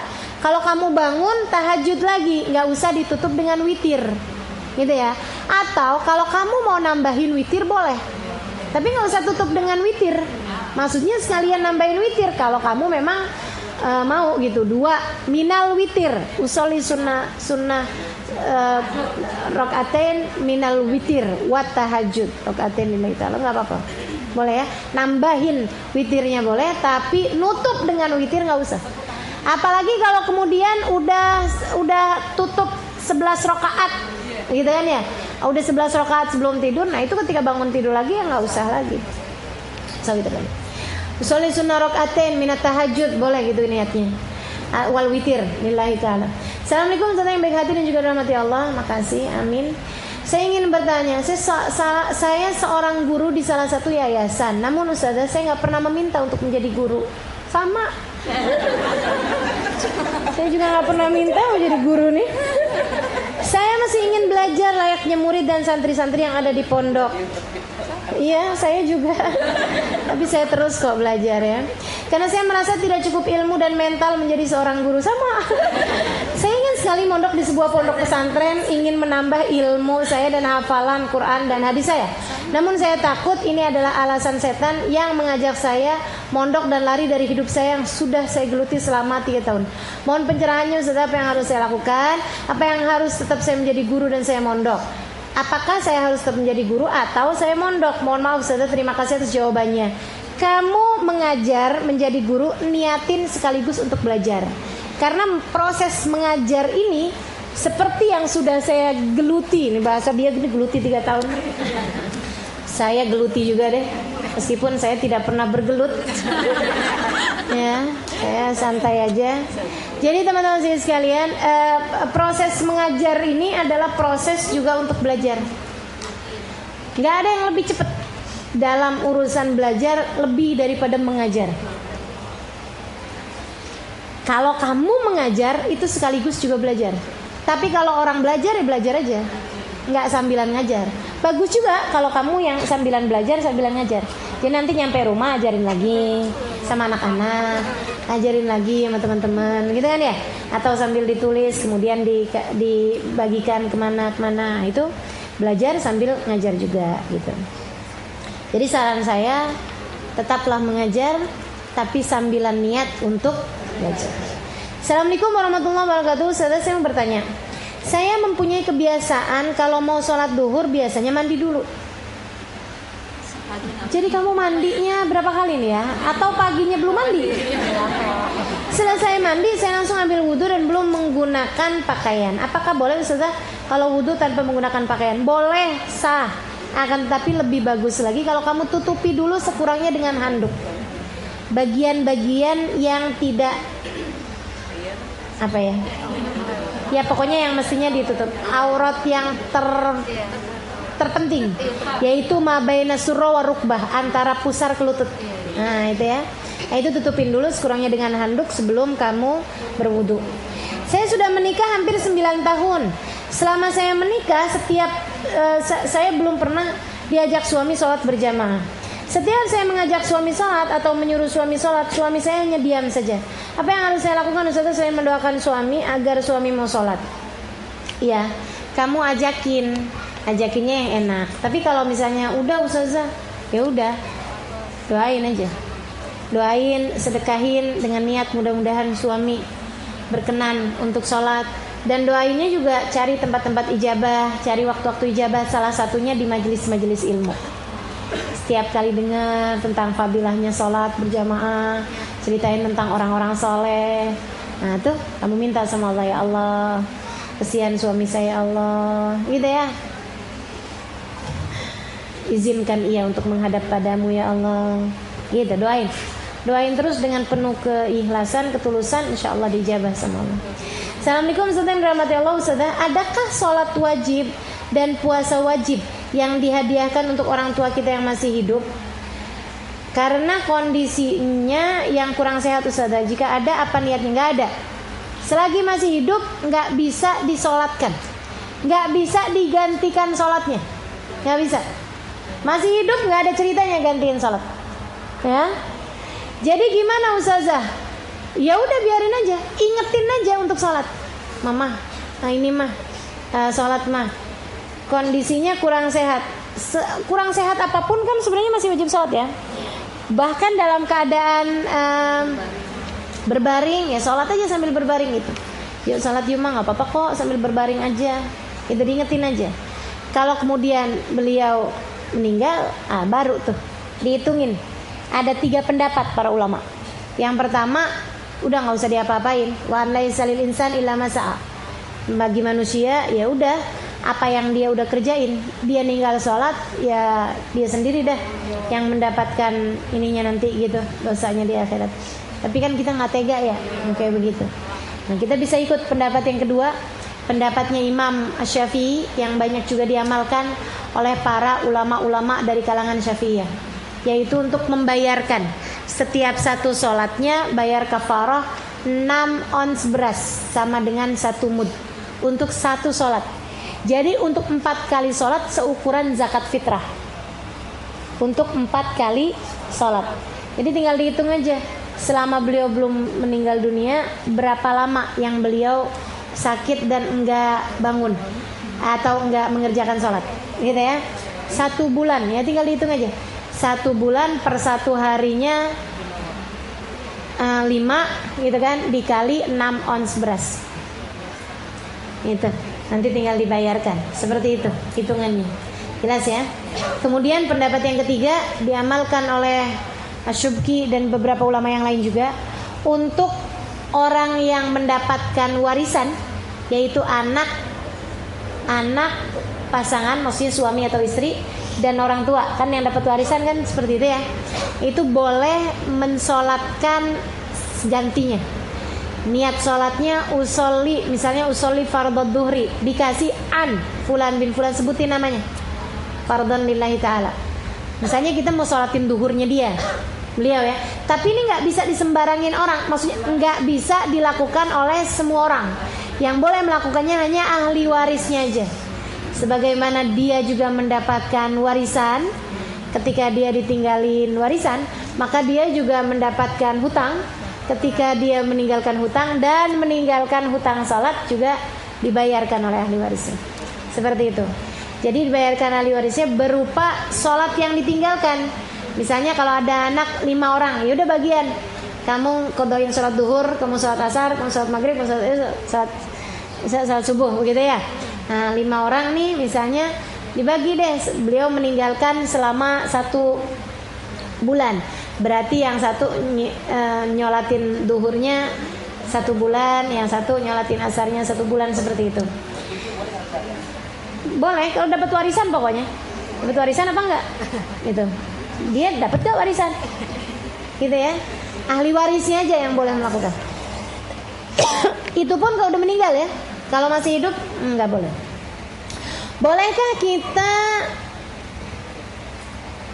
Bolehkah kita matikan suara azan dari HP jika kita sedang ada acara di majelis ilmu atau di rumah? Iya, matiin, Bu. Masa beginian doang pakai nanya? Terus kalau kemudian ada suara azannya dari masjid mana gitu yang lama azannya, di majelis nggak boleh dimatiin, azannya sampai selesai, ustadzanya yang marah, suaranya kenceng pula, begitu kan ya? Tolong itu dimatikan. Nggak boleh ustazah, haram. Gimana? Boleh, silakan dimatikan teman-teman saya sekalian, nggak apa-apa. Assalamualaikum ustazah, semoga selalu dalam lindungan Allah SWT. Ustazah, saya mau bertanya, apa saja adab-adab hadir ilmu dan hadir majelis maulid? Oh, ini panjang keterangannya, sudah sering saya sampaikan di waktu-waktu yang lain. Biasanya suka saya sampaikan saat menjelang maulid. Nah, silahkan diingat-ingat lagi. Boleh dibuka tuh di streaming saya. Itu udah jauh tuh ya. Assalamualaikum warahmatullahi wabarakatuh. Ustazah Alimin rahmati Allah, semoga selalu dalam lindungan Allah SWT. Ustazah, saya izin minta doanya, semoga ibu bapak saya sehat, dijauhkan dari mara bahaya, diberi umur panjang. Ustazah, saya ingin minta doanya supaya operasi saya di bulan 1 April 2020 dilancarkan dan disehatkan kembali. Saya Desti Mega Pratiwi yang akan operasi. Terima kasih Ustazah, akan kita doakan bersama-sama ya. Selebihnya masih ada banyak pertanyaan-pertanyaan, namun waktu juga yang memisahkan kita. Dah kayak apaan? Oh iya, istighfar juga belum. Nah, ini pertanyaan juga. Oke. Berarti harus saya jawab minggu depan sebagai penutupan majelis kajiannya ya. Jadi minggu depan penutupan kitab, gitu kan? Ya. Kita akan bacakan beberapa Fatihah dulu, baru kemudian kita akan baca istighfar bersama-sama. Ustazah Alimah yang baik, mohon doanya untuk anak didik saya almarhum Insan. Pada jamaah yang punya foto Ustazah Alimah yang pakai cadar dengan rasa sayang, jangan dibuat status ya. Terima kasih Ustazah, we love you Ustazah. Ya. Assalamualaikum Ustazah, mohon Fatihah untuk yang meninggal, Bapak Kusno Yudianto, Ketua RT Batu Alam. Oh iya, ibu-ibu sekalian, Ketua RT kita nih meninggal dunia kemarin ya. Sudah menjabat sudah bertugas selama 20 tahun. Usianya 63 tahun dan beliau yang suka memberikan kemudahan kepada kita lah ya selama ini ya, untuk parkir dan lain sebagainya. Beliau meninggal dunia di usia 63 tahun tertabrak motor Senin pagi kemarin. Kita bacain Fatihah kepada beliau nih, Bapak Haji Kusno Yudianto. Hadirin ya, hadratin Nabi Al-Fatihah. Ar-Rahmanir-Rahim, Maliki Yaumiddin. Iyyaka na'budu wa iyyaka nasta'in. Ihdinas siratal mustaqim. Siratal ladzina an'amta 'alaihim ghairil maghdubi 'alaihim waladdallin. Assalamualaikum, serta mohon Fatihah ditujukan untuk Ananda Muhammad Ma'mun In'am Mamnun In'am yang belum lama lahir, semoga dijadikan anak yang soleh, amin. Mohon doanya untuk orang tua kami, teman kami yang akan menjalankan operasi jantung besok, Bapak Darusman bin Haji Supardi, dan untuk anak teman kami Ahmad Fikri bin Khairuzaman yang sedang sakit, semoga Allah SWT berikan kesembuhan. Assalamualaikum Ustazah, mohon doa untuk anak saya Muhammad Rahanafiansyah yang akan ujian sekolah di tanggal 9 sampai 17 Maret. Semoga dilancarkan, beri hasil yang terbaik. Juga anak-anak yang lain ya yang akan menjalankan ujian. Assalamualaikum Ustazah, mohon Ustazah bacakan Fatihah dan doa sama-sama untuk setiap majelis Kamis, keselamatan umat Islam di seluruh dunia, khususnya di India yang sedang dizolimi, Uyghur, Myanmar dan negara-negara lainnya. Jazakillah khair Ustazah. Wassalam. Ustazah mohon Fatihah dan doanya untuk Bapak Riyadus Solihin dan Ananda Safira. Terima kasih Ustazah sedang dirawat di rumah sakit. Assalamualaikum warahmatullahi wabarakatuh. Ustazah Aliman sudah dirahmati Allah Subhanahu wa taala. Mohon doanya untuk Bapak Muhammad Yasin bin Nolih Haul yang ke-2 tahun. Terima kasih Ustazah. Assalamualaikum Ustazah, mohon doa dan Fatihah untuk kesembuhan Fitrah yang sedang sakit Ustazah. Terima kasih. Assalamualaikum Ustazah, mohon doanya untuk Muhammad Fahil bin Fahru Rozi yang sedang dirawat di rumah sakit Fatmawati karena ada cairan di kepalanya. Kita doakan mudah-mudahan segera diberi kesembuhan. Assalamualaikum Ustazah, mohon doanya Ustazah untuk ponakan saya yang bernama Fatimah Seza Azia binti Ahmad Fitra yang sudah 4 hari dirawat di rumah sakit karena mengalami sesak nafas, infeksi pernafasan, umur 1 tahun. Syukran Ustazah. Mudah-mudahan segera diberi kesembuhan insyaallah. Assalamualaikum Ustazah yang ramah. Makasih Ustazah, mohon doanya untuk Nia bin Tahir yang besok ultah. Mudah-mudahan panjang umur, sehat afiat, taatillah, dibahagiakan hidup dunia akhirat. Assalamualaikum Ustazah Aliman, saya mohon doa dan doakan Umi Ana Ustazah Umi Fatmah binti Haji Said, juga ayah anak Haji Ahmad bin Said yang kemarin meninggal dunia, Bapak Rohadi bin Sukrim, putri tunggal Ana yang sedang menjalani ujian akhir. Syukran Ustazah Alimah, terima kasih. Assalamualaikum warahmatullahi wabarakatuh. Mohon doanya untuk Kak Nina Al-Haddad yang sedang sakit, motornya ditabrak, beliau dijahit sampai 8 jahitan. Doakan beliau agar sabar dan cepat pulih kembali. Nina Haddad siapa nih? Oh ya, mudah-mudahan segera sehat kembali ya. Mohon dibacakan Fatihah untuk anak kami Muhammad Daniel Halim Badroh, besok sidang skripsuin Jakarta, agar diberi kelancaran dan ketulusan. Baik untuk semua yang disebutkan dan terutama buat yang tidak disebutkan, buat semua hajat-hajat kita semua. Semoga yang punya hajat segera dijabah Allah Subhanahu wa taala hajatnya. Yang sakit-sakit semoga segera diberi kesembuhan. Virus-virus juga semoga keluar semua dari, maksudnya bukan keluar jadi banyak ya, tapi jadi hilang gitu ya, pergi semua maksudnya ya, diangkat semua. Dan mudah-mudahan yang meninggal dunia Allah Subhanahu wa taala bahagiakan insyaallah. Ala hadirin yang bikuniyatin salihah jami'ah syamilah la hadratin Nabi Muhammad sallallahu alaihi wasallam. Al-Fatihah. A'udzubillahi minasyaitonir rajim. Bismillahirrahmanirrahim. Alhamdulillahirabbil alamin.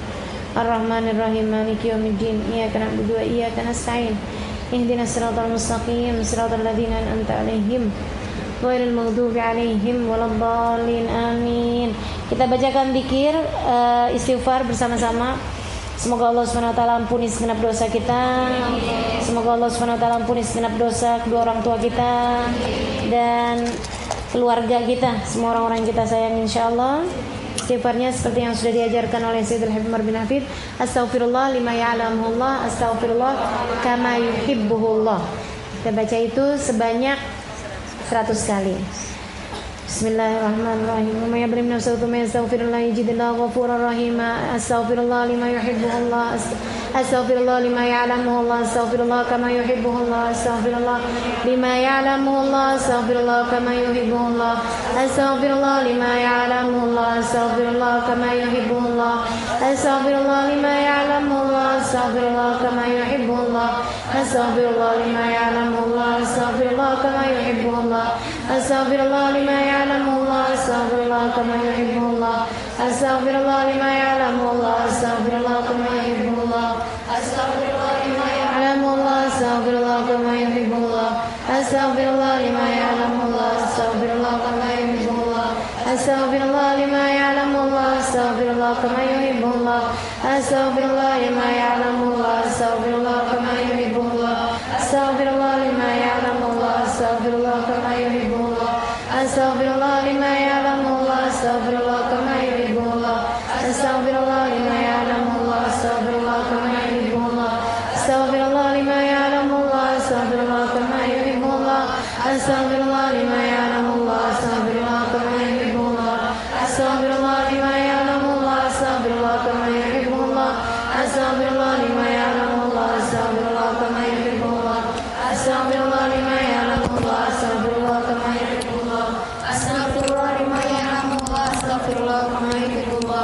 أستغفر الله لما يعلمه الله أستغفر الله كما يحب الله أستغفر الله لما يعلمه الله أستغفر الله كما يحب الله أستغفر الله لما يعلمه الله أستغفر الله كما يحب الله أستغفر الله لما يعلمه الله أستغفر الله كما يحب الله أستغفر الله لما يعلمه الله أستغفر الله كما يحب الله أستغفر الله لما يعلمه الله أستغفر الله كما يحب الله أستغفر الله لما يعلمه الله أستغفر الله كما يحب الله لما يعلمه الله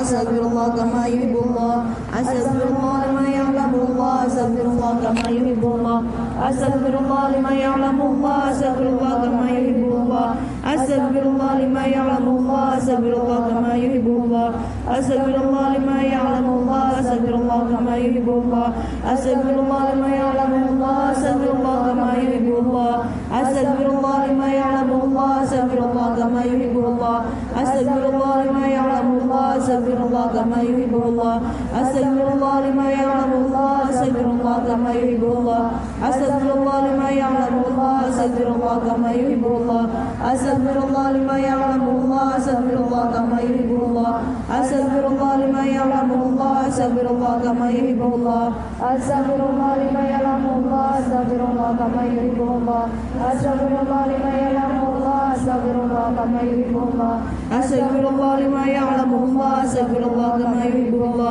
أستغفر الله لما يعلمه الله أستغفر الله كما يحب الله أستغفر الله لما يعلمه الله أستغفر الله كما يحب الله أستغفر الله لما يعلمه الله أستغفر الله كما يحب الله أستغفر الله لما يعلمه الله أستغفر الله كما يحب الله أستغفر الله لما يعلمه الله أستغفر الله كما يحب الله أستغفر الله لما يعلمه الله أستغفر الله كما يحب الله أستغفر الله لما يعلمه الله أستغفر الله كما يحب الله أستغفر الله لما يعلمه الله أستغفر الله كما يحب الله أستغفر الله لما يعلمه الله أستغفر الله كما يحب الله أستغفر الله لما يعلمه الله أستغفر الله كما يحب الله أستغفر الله لما يعلمه الله أستغفر الله كما يحب الله أستغفر الله لما يعلمه الله أستغفر الله كما يحب الله أستغفر الله لما يعلمه الله أستغفر الله كما يحب الله أستغفر الله لما يعلمه الله أستغفر الله كما يحب الله أستغفر الله لما يعلمه الله أستغفر الله كما يحب الله أستغفر الله لما يعلمه الله أستغفر الله كما يحب الله أستغفر الله لما يعلمه الله أستغفر الله كما يحب الله أستغفر الله لما يعلمه الله أستغفر الله كما يحب الله أستغفر الله لما يعلمه الله أستغفر الله كما يحب الله أستغفر الله لما يعلمه الله أستغفر الله كما يحب الله أستغفر الله لما يعلمه الله أستغفر الله كما يحب الله أستغفر الله لما يعلمه الله أستغفر الله كما يحب الله أستغفر الله لما يعلمه الله أستغفر الله كما يحب الله أستغفر الله لما يعلمه الله أستغفر الله كما يحب الله أستغفر الله لما يعلمه الله أستغفر الله كما يحب الله أستغفر الله لما يعلمه الله أستغفر الله كما يحب الله أستغفر الله لما يعلمه الله أستغفر الله كما يحب الله أستغفر الله لما يعلمه الله أستغفر الله كما يحب الله أستغفر الله لما يعلمه الله أستغفر الله كما يحب الله أستغفر الله لما يعلمه الله أستغفر الله كما يحب الله أستغفر الله لما يعلمه الله أستغفر الله كما يحب الله أستغفر الله لما يعلمه الله أستغفر الله كما يحب الله أستغفر الله لما يعلمه الله أستغفر الله كما يحب الله أستغفر الله لما يعلمه الله أستغفر الله كما يحب الله أستغفر الله لما يعلمه الله أستغفر الله كما يحب الله أستغفر الله لما يعلمه الله أستغفر الله كما يحب الله أستغفر الله لما يعلمه الله أستغفر الله كما يحب الله أستغفر الله لما يعلمه الله أستغفر الله كما يحب الله أستغفر الله لما يعلمه الله أستغفر الله كما يحب الله أستغفر الله لما يعلمه الله أستغفر الله كما يحب الله أستغفر الله لما يعلمه الله أستغفر الله كما يحب الله أستغفر الله لما يعلمه الله أستغفر الله كما يحب الله أستغفر الله لما يعلمه الله أستغفر الله كما يحب الله أستغفر الله لما يعلمه الله أستغفر الله كما يحب الله أستغفر الله لما يعلمه الله أستغفر الله كما يحب الله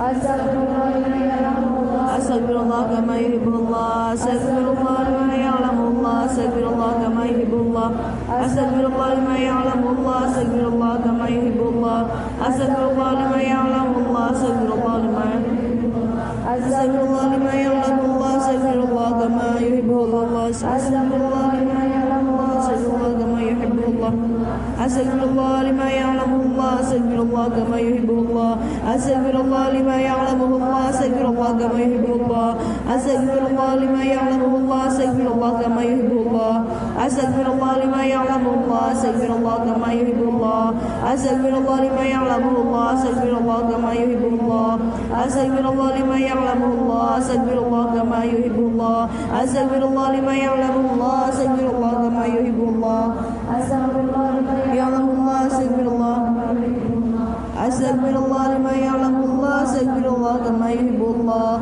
أستغفر الله لما يعلمه الله أستغفر الله كما يحب الله ربنا وعلى خلقه ورضا نفسي وزنة عرشي ومداد كلماتي ربنا انفعنا بما علمتنا وبعلمنا